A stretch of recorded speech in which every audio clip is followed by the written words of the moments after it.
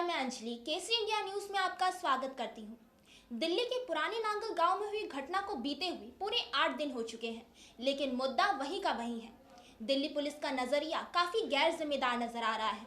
इस बात से नाराज लोगों ने आज दिल्ली बंद का आह्वान किया है। दिल्ली बंद का असर भारत समेत कई राज्यों में दिखाई दे रहा है।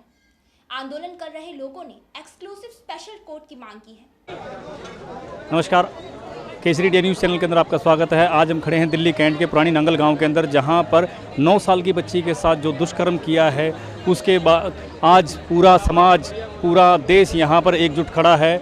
उसके बावजूद भी प्रशासन कोई सुनवाई नहीं कर रहा है। आइए उसके बारे में बात करते हैं हम राष्ट्रीय झाड़ू मंच के अध्यक्ष लाखन सिंह जी से। लाखन जी नमस्कार। हाँ नमस्कार विकास जी, कैसे हैं आप? बढ़िया जी। लाखन जी, जो आज 8 दिन हो गए हैं इस केस को घटे हुए, उसके बावजूद भी प्रशासन कोई सुनवाई नहीं कर रहा है। उन दोषियों के प्रति कोई कड़ी कार्रवाई नहीं हो पा रही है। उस पर आप क्या कहना चाहते हैं? मैं इस पर आपको बताना चाहता हूँ आपके माध्यम से कि जो 8 दिन से मंच लगा हुआ है, इस मंच के माध्यम से हम लगातार न्याय की लड़ाई लड़ रहे हैं। हमने आपने देखा होगा बैनर पे भी हमने लगाया हुआ है कि अभी तक इस देश के अंदर जितने भी SC ST कम्युनिटी के लोग हैं, पार्लियामेंट 2016 के अंदर संशोधन कर चुकी थी उस एक्ट के अंदर। पार्लियामेंट संशोधन करने के बाद भी लेकिन अभी तक वो कोर्ट दिल्ली में निर्माण नहीं की जा रही है। एक्सक्लूसिव स्पेशल कोर्ट का निर्माण दिल्ली में नहीं किया जा रहा है, जिसके माध्यम से SC ST के लोगों को ये न्याय नहीं मिल पा रहा है। पूरे देश के अंदर ऐसी घटनाएं लगातार बढ़ती जा रही हैं, लेकिन ये घटनाएं रोकने का मात्र जो जरिया है न्याय का, वो है कोर्ट। जितनी ज़्यादा हम लोग कोर्ट बिठाएंगे, जितनी ज़्यादा हम लोग न्याय की प्रक्रिया तेज करेंगे, उतनी जल्दी हमारे को न्याय मिलेगा। लेकिन हम लोग यहाँ देख रहे हैं 8 दिन से पूरे देश से लोग यहाँ पहुँच रहे हैं, लेकिन जो प्रशासन है, जो शासन है, वो सटीक जगह पर बाहर करने की अपनी ताकत दिखा नहीं रहा है। वो 10 लाख की घोषणा कर रहा है। 10 लाख से कुछ होने वाला नहीं है। हमें जो हमारी जो डिमांड है, वो डिमांड ये है कि दिल्ली के अंदर एक्सक्लूसिव स्पेशल कोर्ट का निर्माण हो। तो वो अगर निर्माण होगी, जब जाकर हम समझ सकते हैं कि दिल्ली न्याय के करीब पहुंचेगी। वरना आप लोगों ने देखा होगा फास्ट ट्रैक कोर्ट दिल्ली के अंदर बना, निर्भया कांड 2012 से लेकर 2020 तक चला, लेकिन उसको कोई न्याय की प्रक्रिया में 8 साल लगे। लेकिन हम लोग ये चाहते हैं, जब इनके लिए कोर्ट बनी हुई है, SC ST के लिए कोर्ट बना दी गई है, तो दिल्ली में क्यों इंप्लीमेंट नहीं किया जा रहा? मैं पूछना चाहता हूँ केजरीवाल सरकार से, मैं पूछना चाहता हूँ दिल्ली के राजेंद्र गौतम जो मंत्री है, जिनके माध्यम से बननी है, लेकिन वो लोग चुप है। अभी जिस तरह से हाथरस कांड हुआ था, उसमें भी बहुत सारे ऐसे वो वादे किए गए थे, किसी का कुछ दिया गया, कोई नौकरी देंगे, ये देंगे। ऐसे ही यहाँ पर भी लुभावने जो दिए जा रहे हैं, आश्वासन दिए जा रहे हैं, उसके बावजूद भी जो मेन पॉइंट है दोषियों को सजा देने का, उसमें इतनी डिले जो हो रही है, इसके पीछे क्या कारण है? उसके पीछे कारण ये है कि दिल्ली के अंदर सबसे बड़ी आबादी जो है ना, वो दलितों की है। 50% से ऊपर दलित आबादी दिल्ली के अंदर रहती है, और सरकार चाहती है कि दिल्ली का जो दलित है, उसको सिर्फ और सिर्फ वोट बैंक के लिए यूज किया जाए। अगर उसको न्याय प्रक्रिया, अगर उसको ऐसे घटना के अंदर न्याय अगर समय पे दिया गया, तो ऐसे आंदोलन से राजनीति नहीं कर पाएंगे। तो इसलिए वो लोग न्याय को दबाए रखना चाहते हैं, सिर्फ दलितों को वोट बैंक के तरीके से यूज करना चाहते हैं, जिस कारण तमाम न्याय को देरी लग रही है।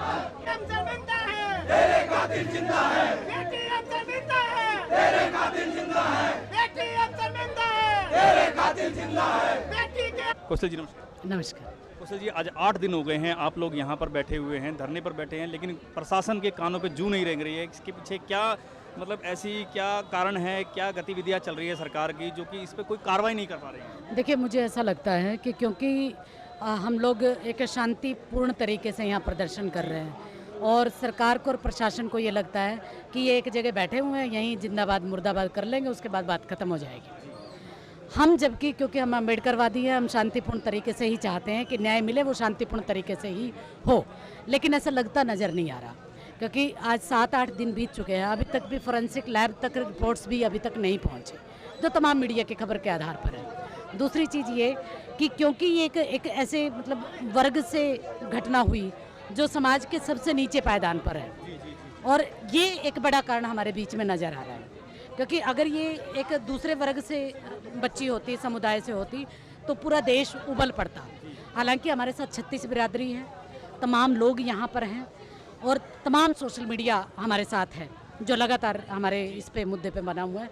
बस फिर भी हम ये कहेंगे कि इसको अभी तक भी सरकार और प्रशासन उस तरीके से नहीं ले रहा जिस तरीके से लिया जाना चाहिए। अभी 2016 के अंदर SC ST एक्ट बनाया गया था, जिसके अंदर फास्ट ट्रैक में कार्रवाई करने की एक मांग रखी गई थी, उसके बाद भी अभी तक सब सरकार और प्रशासन का ढुलमुल रवैया चल रहा है, इस पर क्या कहेंगे? देखिए, SC/ST एट्रोसिटी एक्ट आपको पता है रिवाइव हुआ था, वो क्यों हुआ था ये भी आप जानते हैं। पूरा भारत उबला था, सड़कों पर उतरा था, वो आंदोलन होने के बाद इसको रिवाइव किया गया। अदरवाइज तो SC/ST एक्ट को एक तरह से निष्क्रिय की तरह बना दिया गया था, लेकिन उसको दोबारा लेना पड़ा। क्यों? क्योंकि जन आंदोलन इतना ज़्यादा तेज़ था।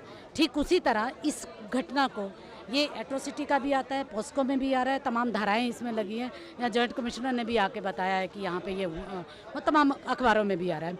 लेकिन SC/ST का जो ढलमुल रवैया अभी तक आ रहा है, जो रिपोर्ट नहीं आ रही अभी तक पब्लिक के सामने कि इसमें प्रगति क्या हुई है, आज 8 दिन हो चुके, वो उसका जो कारण है वो यही है कि अभी तक उनको लगता है कि आंदोलन एक ढीलमुल रवैये की तरह चल रहा है, चलता रहेगा। जब शार्प होगा तब हम देखेंगे।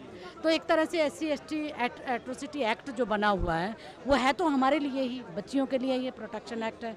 हमारा जो तमाम आयोग भी है यहाँ, SC/ST आयोग भी है, महिला आयोग भी है यहाँ, दिल्ली महिला आयोग भी है, तमाम जितने कमीशन बने हुए हैं वो एक तरह से डिप्राइव्ड सेक्शन को, एट्रोसिटी जब भी होती है उसको उठाने के लिए ही है। लेकिन अभी तक भी ऐसी निराशाजनक स्थिति है उनकी तरफ से कि उनको लगता नहीं है कि ये कोई ऐसा कोई जघन्य अपराध हुआ है, या वाल्मीकि समाज ने अभी तक बंद नहीं की अभी तक सब कुछ सारे काम। तमाम जो ऑर्गेनाइजेशन यहाँ काम करते हैं वो अभी तक दिल्ली बंद की तरह आह्वान तरीके से जो आज हुआ है और ज़्यादा तेज होने की, वो शायद अभी परीक्षा एक तरह से ले रहे हैं, वो वेटिंग में है। जैसे एट्रोसिटी एक्ट में था। एट्रोसिटी एक्ट की जो धाराएं थी क्यों कम की गई थी? वो इसलिए ही की गई थी कि जो पूरा समाज है, जो SC/ST वाला समाज है, बहुजन समाज है, वो कितना सड़कों पर उतरता है, वो कितना अपने अधिकारों के प्रति जागरूक होगा। उसका एक, जैसे महिलाएं हम चावल बनाते हैं ना, एक निकाल के देख लेते हैं कि पका है या नहीं, वो वाला तरीका है ये। मतलब आप कहना चाह रहे हैं कि जिस तरह से ये सरकार आप लोगों का या समाज का एक तरह से टेस्ट ले रही है कि इतना जघन्य अपराध होने के बावजूद भी ये धैर्य की परीक्षा ले रही है। अभी जैसे हाथरस के अंदर एक कांड हुआ, उसके बावजूद उस पर भी बहुत ढीली कार्रवाई चल रही है। उसी हिसाब से आपको क्या लगता है यहाँ पर कुछ फास्ट ट्रैक चलेगा? देखिए, तंत्र जो बोल रहा है बार बार कि हम इसको क्राइम ब्रांच में दे दिया हमने, या हम इसको फास्ट ट्रैक कोर्ट में लेके जा रहे हैं, लेकिन वो बयान तो जरूर दे रहा है, बट अभी तक उनकी उसमें कोई प्रोग्रेसिव कोई ऐसी कोई चीज़ दिखाई नहीं दी है अभी तक। क्योंकि अगर उनको किसी भी तरह की इस केस में अगर कोई प्रोग्रेसिव नेचर नज़र आता या कोई अभी तक उन्होंने कुछ किया होता तो वो परिवार के सामने आ ही जाता। या ये जो लोग जो बैठे हुए हैं दिन रात, बिरजू पहलवान है, RP भाई साहब है, विकास कांगड़ा जी है, तमाम जसविंदर पहलवान है, तमाम लोग जो दिन रात यहाँ पड़े हुए हैं उन तक पहुँच जाता।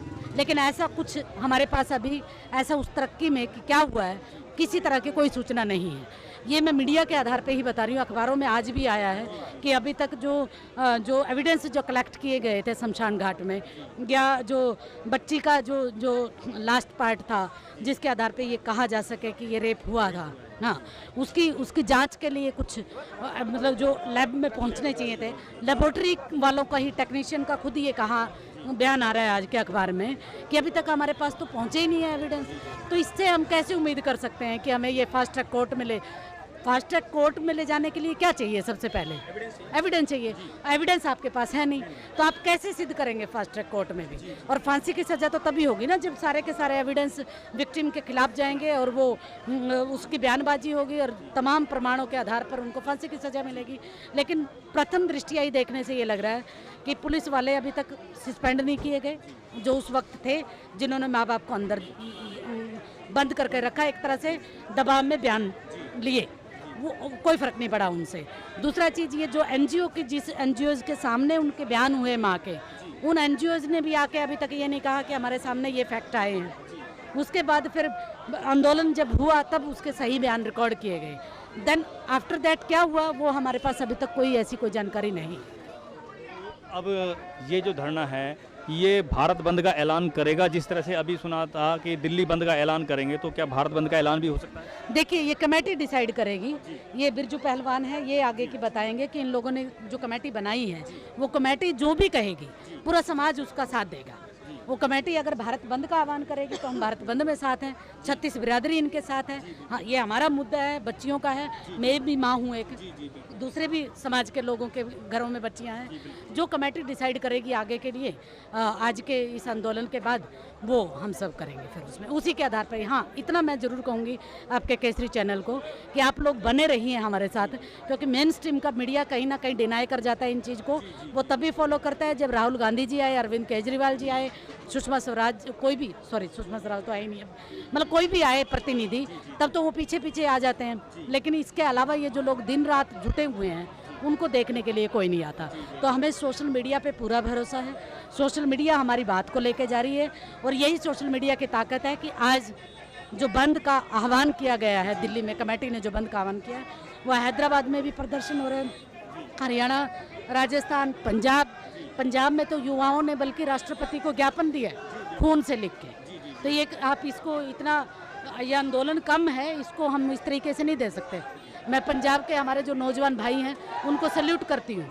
ये जब तक ये साझा संघर्ष होकर लड़ाई नहीं लड़ी जाएगी, डटे हुए हैं, इसको साझा संघर्ष को और ज़्यादा तेज करेंगे ताकि सरकार जल्द से जल्द कार्रवाई करे इसके ऊपर, फास्ट ट्रैक कोर्ट में लेके आए। दिल्ली पुलिस ने अपनी तरफ से अपनी जिम्मेदारी को पूरा करके ये बोल दिया कि क्राइम ब्रांच को ट्रांसफ़र हो गया। तो इसलिए अब हमारे आगे की रणनीति क्या होगी वो कमेटी डिसाइड करें।